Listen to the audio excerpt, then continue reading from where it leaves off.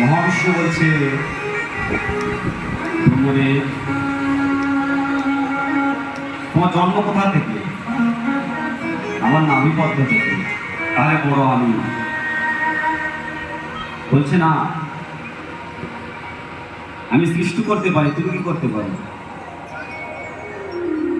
নারায়ণ বলছে, হে ব্রহ্মদেব, তুমি যা সৃষ্টি করো তাদের পালন করা কর্তব্য আমার। তাকে আমি আমি আমি তাদের পালন করি। ব্রহ্মদেব বলছে না, আমি বড়। মহাবিষ্ণু বলছেন, দেখো, জন্ম দিলেই বড় হয় না, পালন যে করে সে বড় হয়। আমি পালন কর্তা, আমি বড়। ব্রহ্মা বলছে, আমি যদি সৃষ্টি না করতাম তাহলে তুই পালন কার করতে? এই এক কথায় দুই কথায় কথা বাড়তে বাড়তে বাড়তে বাড়তে দুজনের মধ্যে অনেক বিতর্ক শুরু হয়ে গেল। এমনকি যুদ্ধর পর্যায় পর্যন্ত এসে গেল। যখন দুইজন যুদ্ধ করার নির্ণয় নিল, ঠিক সেই সময় আকাশবাণী হলো। আদিশক্তি যে আকাশবাণী করলেন যে, হে মহাবিষ্ণু, হে ব্রহ্মদেব, তোমরা দুজনেই সমান, কেন নিজেদের মধ্যে তোমরা যুদ্ধ করছো? এবার সে আকাশবাণীর সঙ্গে তর্ক করা শুরু করলেন। তুমি কে? দর্শন দাও, নতুবা আমাদের কার্য আমাদের করতে দাও। যোগ শক্তি বলছেন, আমি কে? আমি যে তোমাদের সৃষ্টি করেছে যে সেই আমি। বলছে, আমরা সম্মুখে দাঁড়াও এসে, তারপর বিশ্বাস করবো তুমি কে, তারপর তোমার কথা মানবো যে আমার দুজন সমান। আকাশবাণী বলছেন, আচ্ছা ঠিক আছে, তোমরা দুজন যদি বলো যে একজন চেয়ে অনেক বলশালী শক্তিমান, তাহলে শুধু ছোট্ট একটা কাজ করো, তাহলে বুঝতে পারবো যে তোমরা দুজনের মধ্যে বড় কি।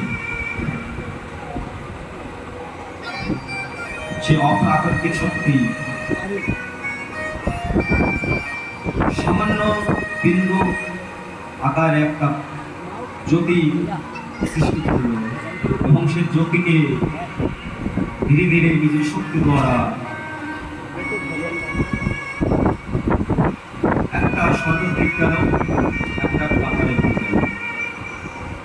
দুই ভাগ হয়ে বিরাট স্তম্ভের মতন দাঁড়ালো, স্তম্ভ আকারে।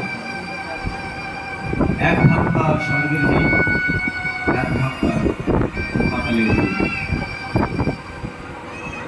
যোগশক্তি আকাশবাণী মার্গে বলছে, এবার তোমরা দুইজনেই নির্ণয় করো, কে পাতাল লোকে যাবে, কে স্বর্গলোকে যাবে। যে এই স্তম্ভে আদি এবং অন্ত খুঁজে বের করতে পারবে, মনে করবে সেই শক্তি। এই কথা শুনে আপাশ দুজন নির্ণয় নিয়ে ব্রহ্মদেব বলছে, আমি যাচ্ছি উপরের দিকে অন্তকে খুঁজতে, তুমি যাও নিচের দিকে আদিকে খুঁজতে। নারায়ণ বলছে, তাই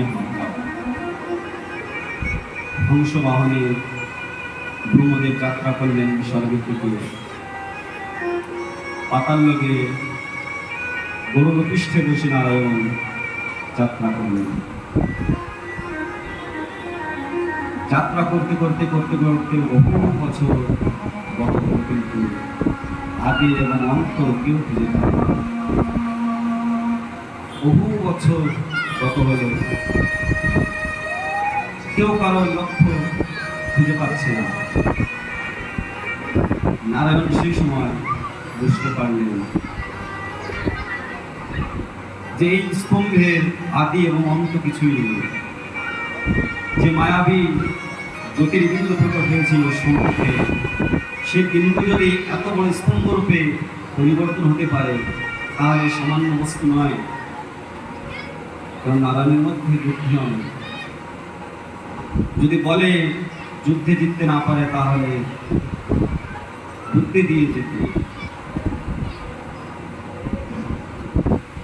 তাই নারায়ণ মনে মনে ভাবছে যে বৃথা আমি কষ্ট করছি,